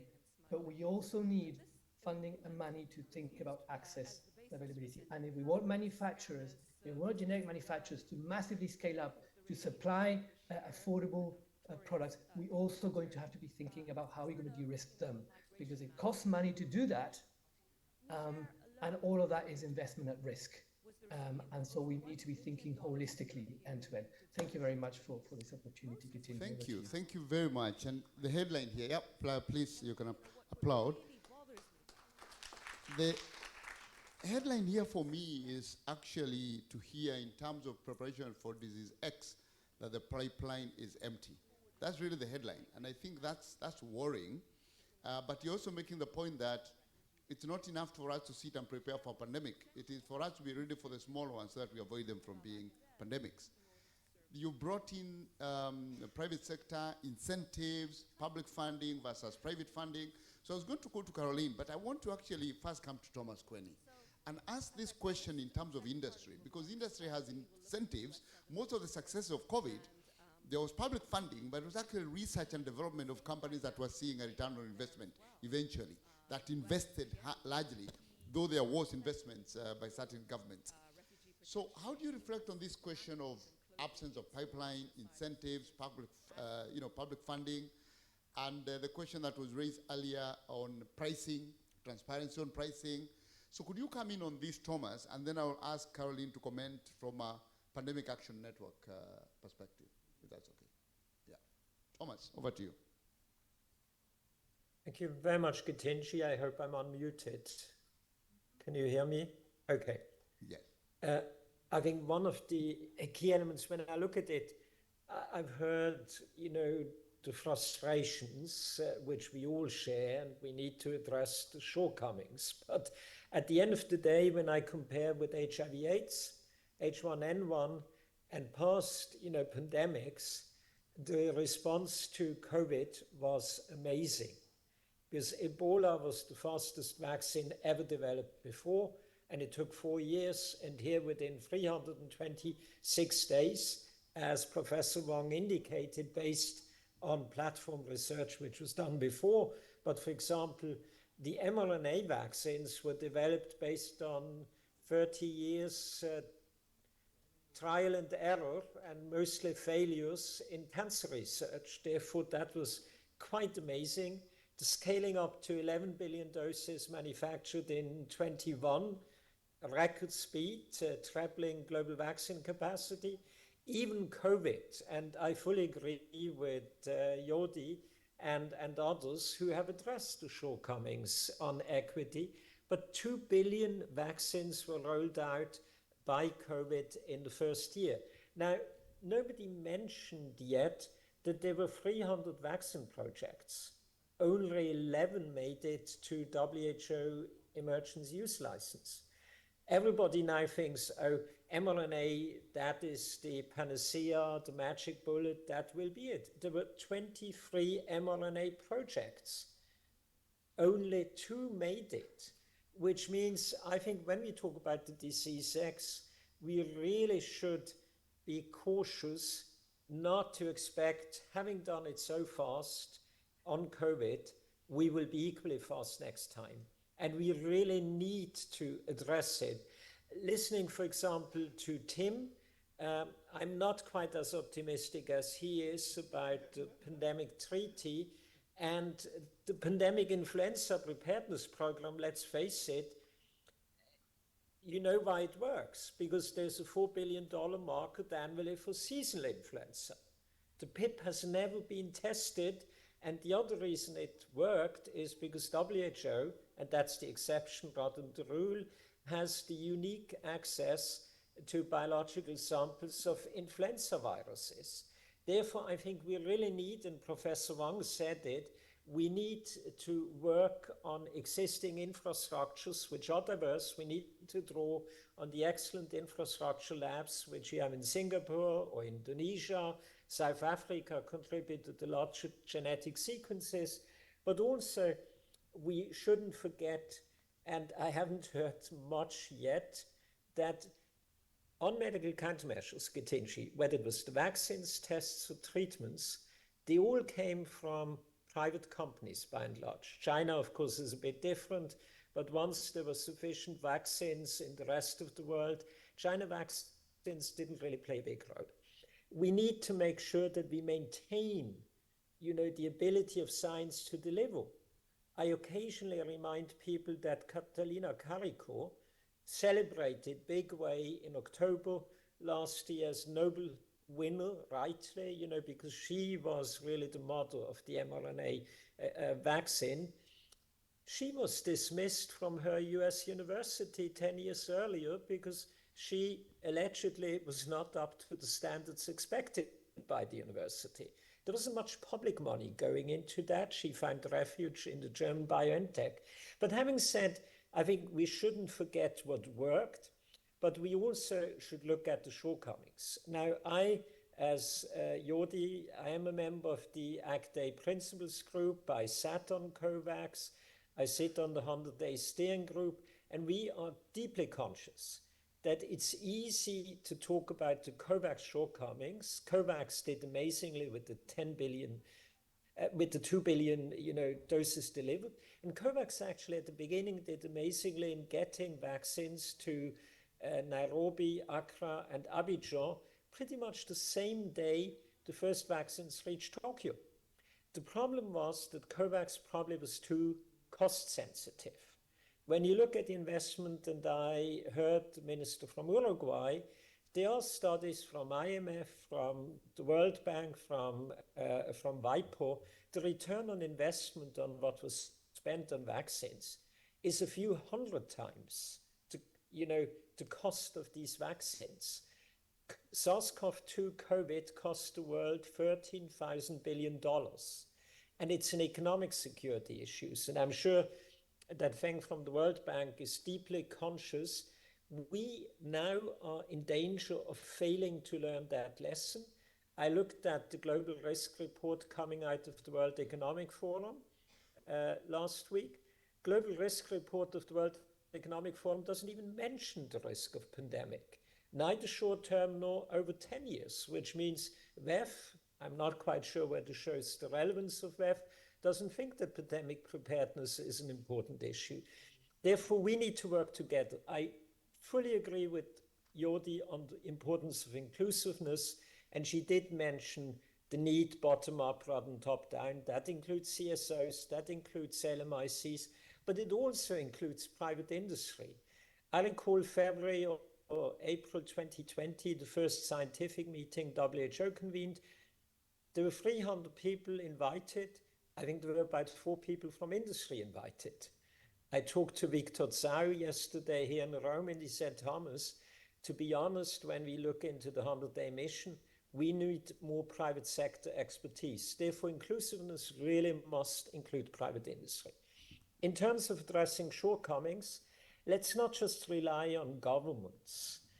We from the industry admitted that when we looked at it, took 7 months after Prime Minister Modi shut the Indian border and no vaccine were coming out from Pune to Africa, industry too could have acted faster.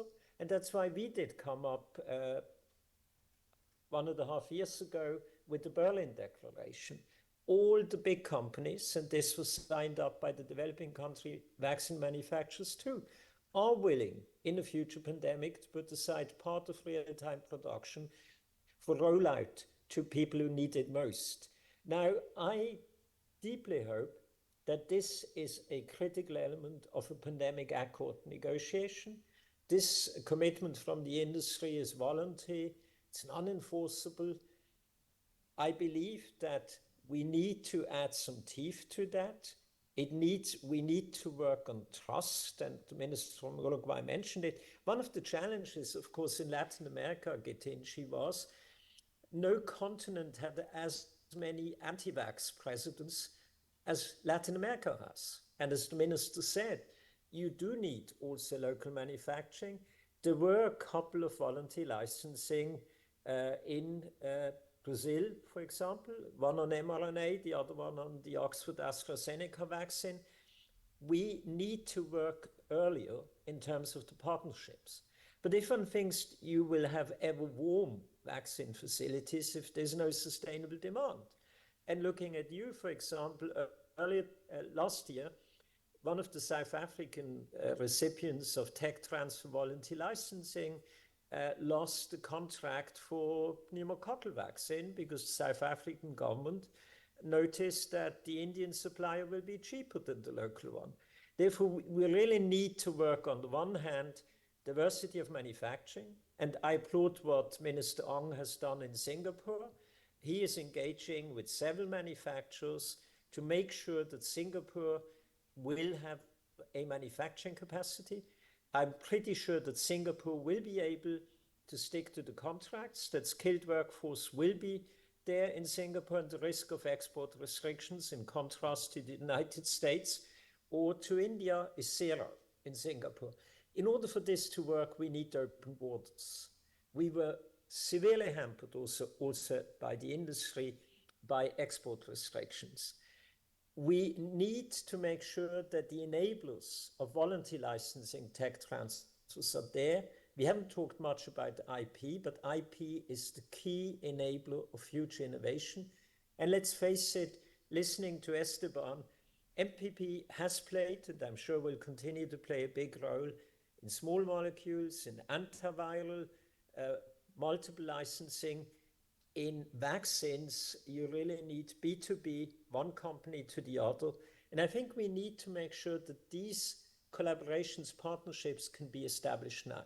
Yeah. I also agree with the need, you need early funding. When you look at this economic crisis, severe problem for COVAX and others of ACT-A were there was no sufficient funding available early on. If we have the same problem, and let's say when you listen to G7 or the recent WEF discussions, I come pretty straight from the OECD Health Ministerial. I'm not very optimistic about funding being available. And when I look, for example, at a pandemic which is already on us, antimicrobial resistance, we have had discussions at G7 and G20 for the last 10 years. Beyond declarations, we really haven't seen anybody walking the talk and sign checks. With this, back to you, and happy to engage more if there's time. Thank you. Thank you very much, Thomas.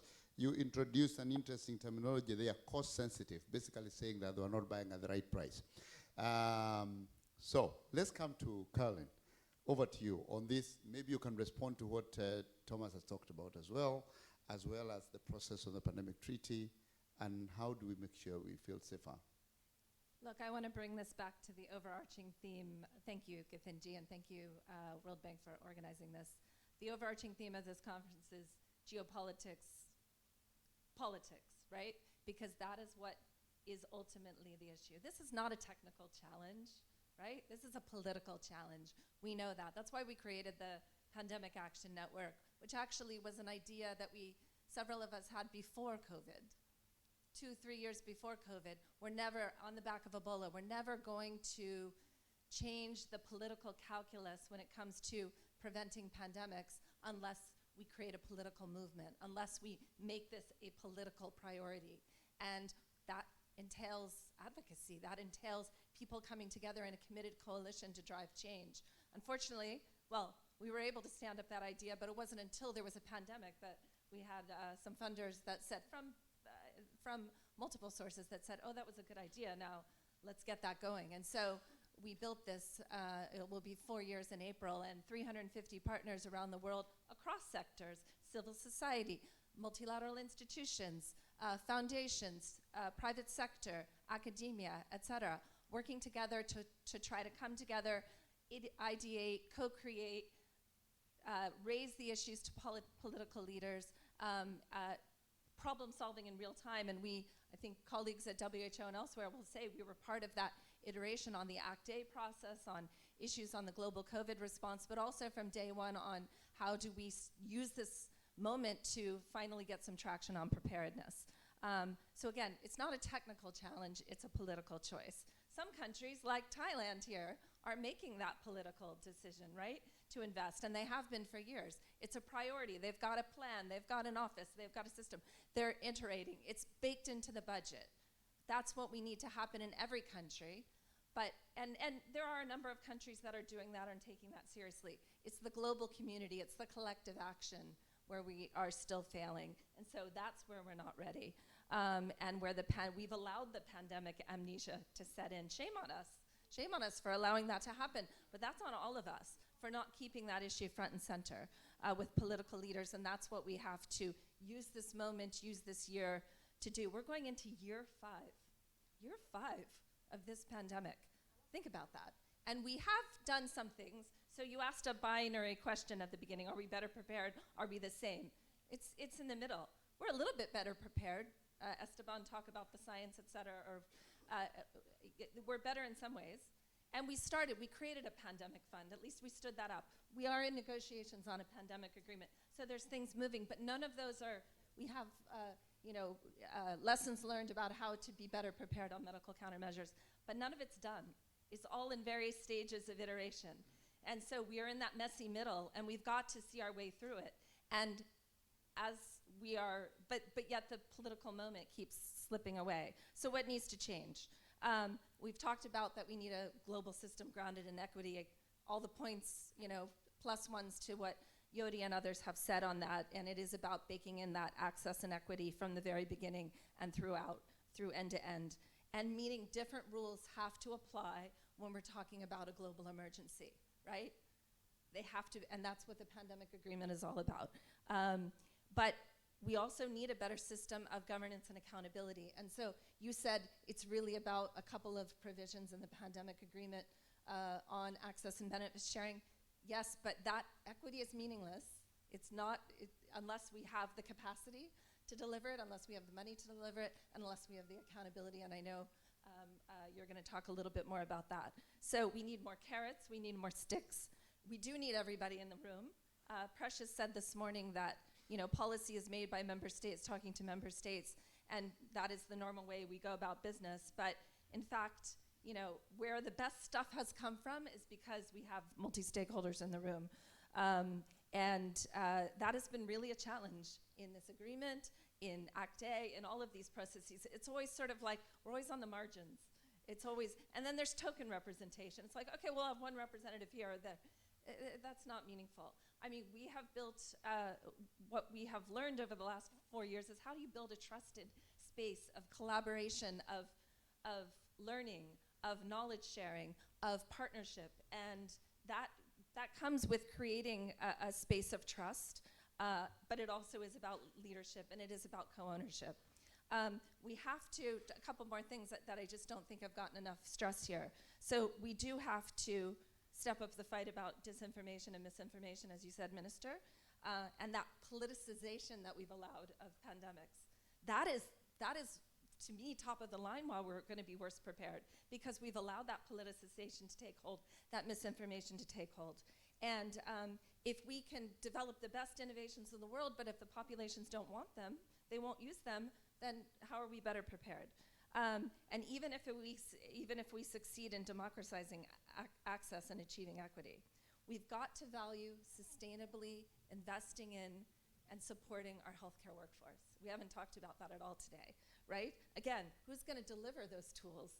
And to quote the head of the Office of Pandemic Preparedness and Response at the White House, just last week, he said, we've had departures from the healthcare workforce in biblical proportions across the globe, and certainly in my country, in the United States. How are we going to be better prepared if we are not rebuilding that? And that was on top of, we know, dramatic shortages even before the pandemic, and that's gotten even worse. And then investing, as we've talked about, in upfront preparedness. Our financing tools, Feng, you'll speak about that a little bit more, are not fit for purpose. We did create a pandemic fund. That was a good step, but it's far from resourced at where it needs to go.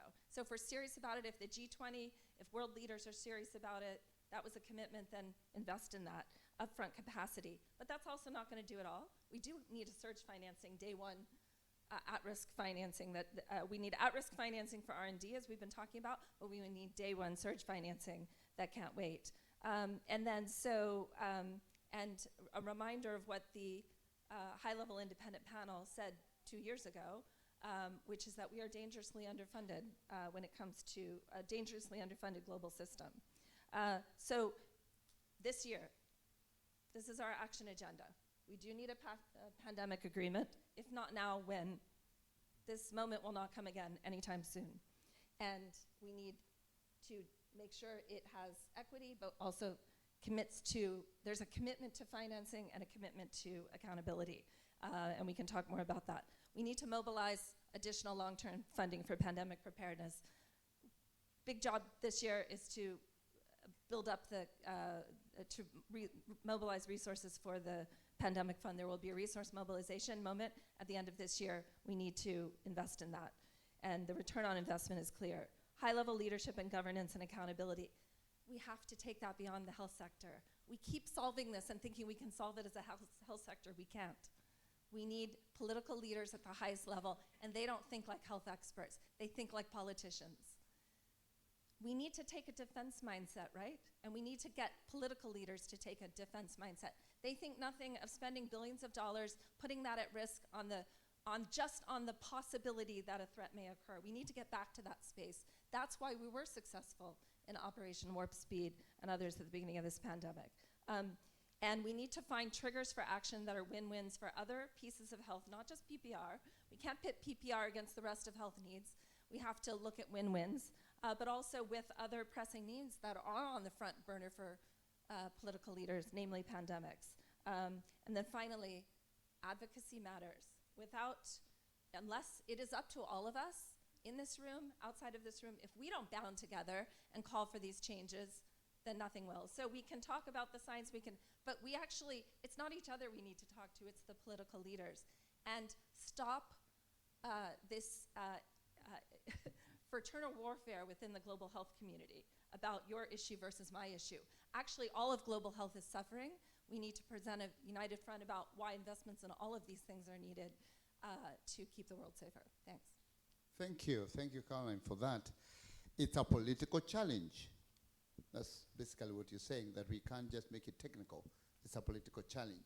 But you've also talked a lot about funding. I had a lot of funding issues from Thomas. I had Esteban talk about funding, and early funding, during funding, public versus private. So, Fang, maybe you can comment on this from our point of view. Before then we come to Ren to tell us about how do we make accountability for all this. And I know we are running out of time, so I want to give you an early warning that we will go over time by a few minutes because we started a little late. So just an early warning, but if you need to leave, please, yeah?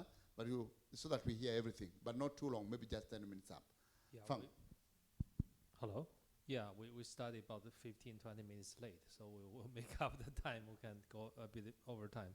Let me first say I'm a happier person than probably most of the people in the room, because as a international organizing committee member of PMAC, I was given the task to put this session together. I have to say I'm very happy to see how it has been going, and I'm very happy to see we got the people, the right people on the stage. Maybe only one exception is Dr. Mohammed Pate couldn't make it at the last minute. Otherwise, we have Katinji hosting it, and then we have people from different constituencies really making a very solid intervention here. So I'm sitting here, even I was the brain behind it, but I have learned a lot. And also acknowledge Thomas Palo and others has contributed to the preparation of the mission. Just when come to financing, I'll be very quick, because hopefully we'll have some intervention from the floor. Let's try. Just 3 points. First, when we talk about financing, we refer that question to the World Bank, we got it wrong. That's my first point.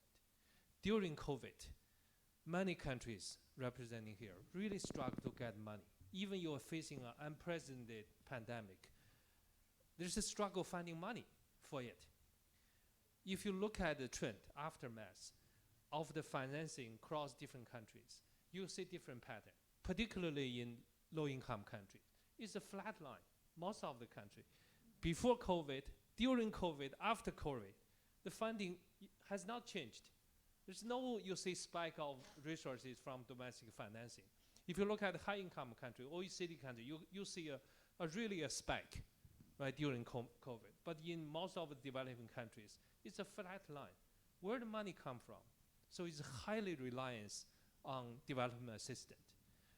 If you look at the overall financing of COVID, for low-income countries, only 34% is really from domestic resources. 58% is from development assistance. That's not the way to go. I'm from the World Bank, but I will be the first one to say this is not the way to go.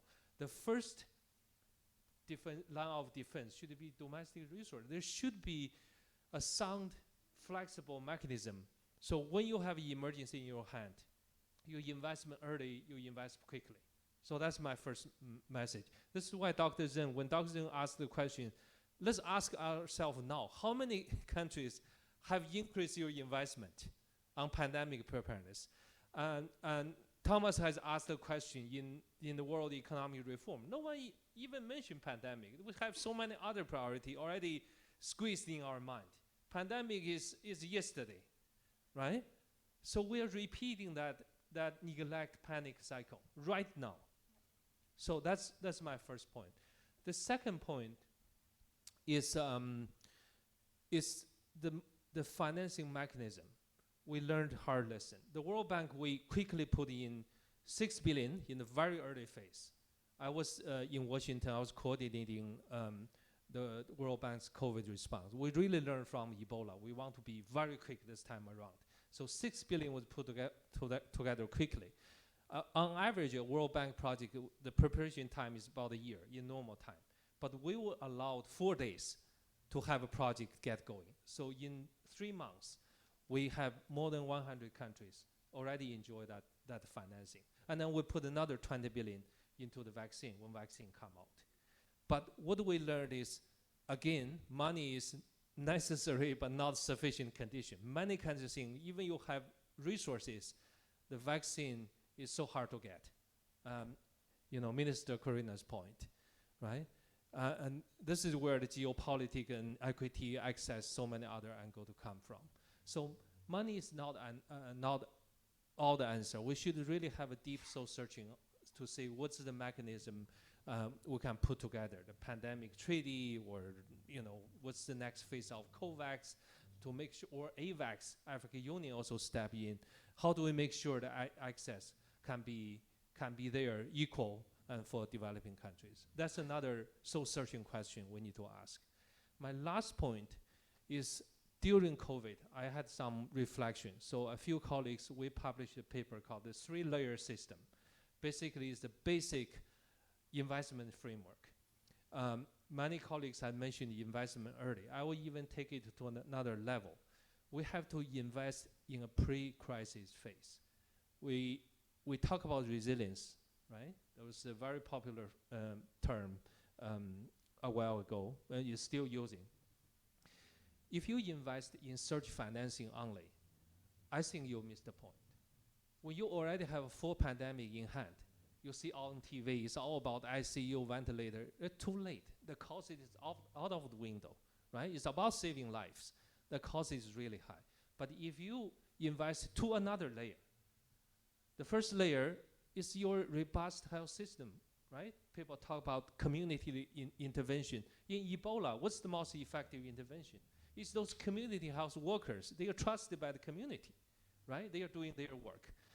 So that part has to be there. Primary health care has to be there, integrating PPR element. Right now, it's not there. So those layers, the regular health system strengthening has to be there. This is pre-crisis investment. The second layer is the key public health function. When you have a pandemic or health emergency in the early phase, the testing capacity, contact tracing, all those key public health function has to catch up. In many countries, Katinji, you mentioned, in African countries, many countries just does not have any public health institution. There's no CDC, no PHI. That's wrong, right? Many countries' investment on public health is less than 1% if you look at their overall health spending. That doesn't help us. That defeats the purpose. So I just want to make the 3 quick points for us to reflect on. Thank you. Thank you very much for those very quick points. And reflecting on, and again, further to what Yodi had talked about, pre-crisis investments. I think that's something we don't talk about much, and that goes also back to the health system strengthening. The Marburg virus in Tanzania was actually reported by a community health worker who then raised the alarm to government, and they then tested. So thank you for that. Now, let's come to you, Ren, on this issue of how do we create an accountability framework for this? Thank you very much. I think since everybody has mentioned to some extent in terms of accountability framework, accountability for what? So my response might be easy, but let me respond to your question, whether I feel safer for time being in terms of next pandemic. The answer probably depending on what. And I can give you some examples because I said, based on my preliminary survey, I don't see the member states really invest more in additional national budget on health, whatever pandemic or for better health systems for diseases, which is absolutely terrible. And we see such serious engagement from all the member states in WHO in Geneva, talking about a new pandemic treaty. But at the same time, let's look at some global health regulations. Are you sure all the member states really are complying with what has been requested from so many international health regulation, including FCTC, and even for time being, International Health Regulation 2005? Answer probably is no. And even we have so many high political commitment in the UN from last year. But look at what's the actions follow up from such wonderful present speech in the UN. You don't see any changes, unfortunately, in terms of budget for health, in terms of regulations, in terms of investment for workforce, in terms of surveillance. So what are we waiting for? That's why I'm talking about we need to be careful about what that means in terms of a new treaty or whatever counterparts in terms of accountability framework. So question is, accountability for whom and for what? Accountable for the country, for the people, and for the community. But unfortunately, when we're talking about the accountability framework, always seems the country or member state or government should be in the front to be accountable. But don't forget, many countries actually, because of the political situation, the president's probably here for some days, and then after a few years, he just leaving. And then new president will champion some other political agenda on health. And then he and she will be accountable for something else, not something has been promised by his predecessor or by her predecessor. So accountability for what? And by whom is a critical issue. So that's why I would like to emphasize we have to be accountable. Whatever system is going to set up in the global level, we have to make sure that system have to be accountable for the people, for the country, for the community. And we have to make sure the community has been engaged when we're talking about the accountable framework. The second point is accountable for what? For the health and for well-being, not for the economic interests, and not for the political interests, not for the national interests. Of course, we have to make sure national interests and political interests have to be in line with global interests. But there's big questions. There always seems to me is always aligns when you hear such wonderful speeches in UN, but you don't feel that kind of happiness and comfortable when you see something really conducted and delivered in the country level. So there's a big gap between the high-level commitment and the country's behavior and investment. So what is that point? And when people talking about, some common goals in global, they understand. But then when you see how exactly behavior in the land, in the country, even the community, you see complete difference, even conflicted with what he said. Probably that one question we never mentioned, the capacity buildings. I think in many countries, they want to do more in terms of contribution to the global interest, but probably don't have enough capacity to contribute as much as they can. For instance, we're talking about counterparts, countermeasures of availability and in the future. But are we sure we have enough local productions for many countries, especially low resources country in Africa, which I understand majority of countries in that continent depending on the importation for the even essential medical supply. And for the time being, on a daily basis, if that case cannot be addressed, how would we expect some new mechanism can really work when the emergency and panics happen to provide more urgent need in terms of PPE or whatever necessary to address the pandemic outbreak? So I think the capacity building for the key country or key continents is essential, which need more support rather than just when the pandemic is happened, when the pandemic, the outbreaks open. I think why we are very happy to see pandemic fund was established, and which is great. But the point is, can we make sure the pandemic fund really constant and support the essential function of a public health and for all the essential services? Because the pandemic is not just about new disease or disease acts, about some disease we already hear. It's happening every day, kill people on every day. Malaria, tuberculosis, dengue fever, and HIV. We have enough resources, a technical solution, but unfortunately, because the equity issue never been addressed, and still in some lower resources, poverty, and the community, they have difficulties to access affordably and easily for these countermeasures on these diseases, which is being, with so many solutions technically. So that is the question. How is that going to make sure not only about new disease acts? I think if we can address the existing communicable diseases, of course, we're talking about non-communicable diseases, too much ambitious, but we can address the communicable diseases in terms of access, affordable mechanism. We are very confident, I will be confident, we can address all the potential new disease or disease acts. Thank you. Wow, thank you. Thank you very much. I could see Caroline trying to say something. I'll come back to you. We have a few minutes, and we will not have time for audience contributions, unfortunately. So, but I see Gavi is here. Chioma is head of policy at Gavi, and I would like to ask you to contribute for 1 minute about what you've heard here and whether Gavi as a global health initiative that's in line and supporting is actually, what is it that Gavi has learned as part of COVAX and moving forward. But as you do that, the reason I'm asking you to do that is to ask my panelists to think about their last contribution is going to be, what is it they have learned in less than a minute? What is it they have learned that we should, from this conversation, that should change the way we work moving from this panel? So, Chioma, if you can just do a minute, please. Thanks, Dr. Arian. Good afternoon, everyone. I think from the Gavi perspective, we know that COVID-19 taught us a lot. We're part of a global community, and we have to work together in terms of equity and access, a lot of what we've heard already. But I think from a practical point of view, that reality of the regional context is really key. That needs to be brought to the forefront. Funding, early funding, we saw challenges over the past 3 to 4 years. And to that effect, there are 3 areas that we are making sure that there's funding availability. Supply resilience is one area. Gavi's board approved just, last year, about a month ago, a $1 billion facility for manufacturing, specifically starting with Africa.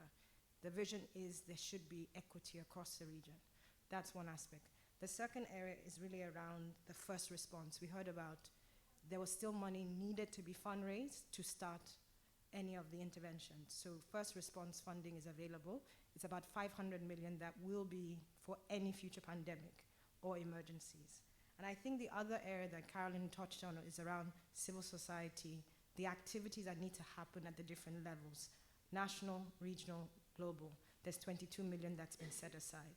But Gavi is part of the process in terms of the pandemic accord, the negotiations, the treaty, all that's happening the next 6 months. And I think for us, what's critical is that, yes, you need multi-stakeholders. It shouldn't just be member states on their own. You need partners who have the different expertise, the knowledge, low income, middle income, high income. Everyone has a perspective to bring because we're all in this together. So those are just a few points I wanted to share. Thank you. Thank you very much. Thank you, Chioma. So I'm going to ask each of you to contribute your lasts, meaning what you've learned. So just keep it to under a minute. Let me start from you, Fang, and then we come over like this to end the minutes down. Just one word, accountability. I build on what the doctor said. Without accountability, nothing will happen. Thank you. Good. Thank you very much. Tim? I think from Feng, we need to think about preparedness funding as an investment rather than a cost. Preparedness funding as an investment rather than a cost. So, good. Thank you. I don't know if I learned anything, although a little bit from the minister in terms of some of the challenges you face, and that was really instructive. But I guess let me use my quick moment to respond to something you said, which is, I guess what I learned, unfortunately, is that we continue to want to create new things instead of actually building on the things we have. We do have, though, functions, though, to address these specific other diseases. This, in the case of the pandemic fund, it was creating and actually filling a gap. So let's actually focus on the delta that where we are not, we are missing the boat. We are not funding. But if you talked about accountability. If we don't, we have JEs. They're not perfect, but we can continue to use and build them. But we want to keep creating something new and not actually like strengthening the systems we have. And right now, accountability is in my view, the weakest link of the agreement. It's the least developed. It's the one we're kicking the can down the road. In this case, actually, we do need something new.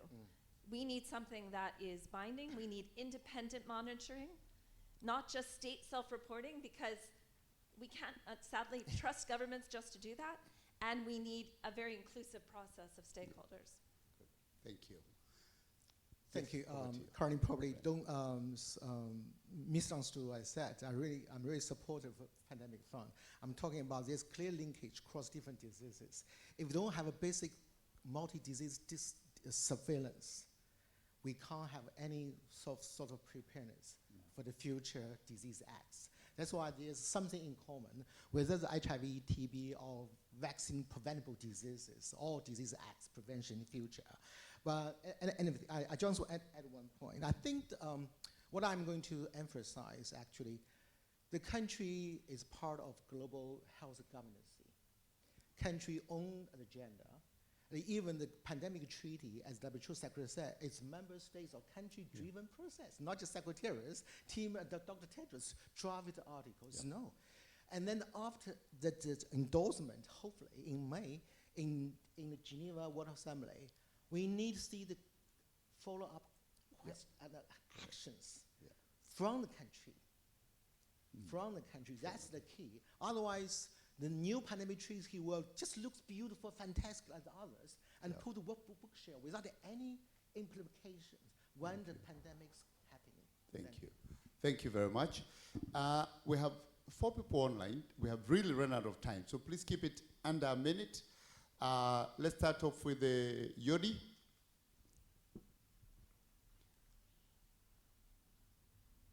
Hi. Can you hear me? Thank you. Look, it's been an interesting conversation and great to hear you all, especially the minister, talking about a small country, which is a high-income country, and we must really keep those keep that sort of dynamic in mind. But to close, I would go back to what I said at the end of my talk about the return on investment. This is what the world cares about. But as we talk about the future, I said yesterday that 100 days is too late to deliver a vaccine, and 10 days is too late to deliver a diagnostic test. We need to understand, and we need to plan sequentially, but also in parallel for pandemics. We need to take away the inordinate focus on the countermeasures, the medicalization of countermeasures, but also the sort of, the vaccine end of things, because that is why many of you, and I'm surprised you're not all wearing masks in that room today, but it's why many of us are getting infected and reinfected over the last few months, because we decided that as long as we had jabs in our arms, and Professor Wang, my friend, talked about the mucosal immunity and the lack of that we keep getting reinfected. But if we don't diagnose, if we don't identify at point of where, and I can see you're about to stop me, if we don't identify diseases in their communities where they're about to start, then we're not going to be able to prepare and stop it in the country or in the community, or the epidemic then becomes a pandemic. We need to look at diagnosis, we need to look at surveillance across the board, and we need to fund before day zero. So I'm with Carolyn on the pandemic accord, but I'm also very, very, very much an advocate of local funding, of the Abuja Declaration for Africa, of ensuring that we also in our own countries don't depend on aid, but that we depend on our own local resources and private sector partnerships. Thank you. Thank you. Thank you very much. Let's go to Lympha, Juan.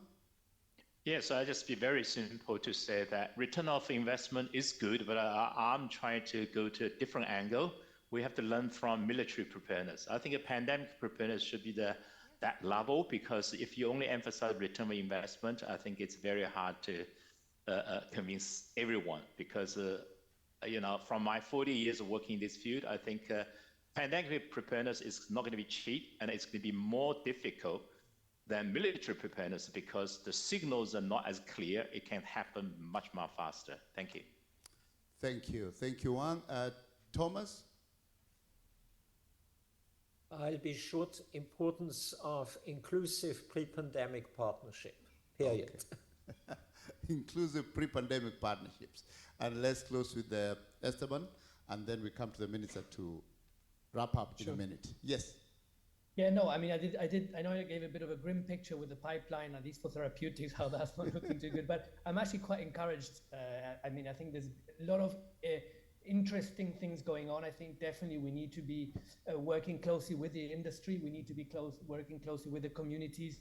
And we need to work on the health systems. That's going to be the key for ultimate response. But ultimately, what we need and may not be fully there is the political will and the resources. Without those, we can have a lot of very interesting conversations and figure out what needs to be done.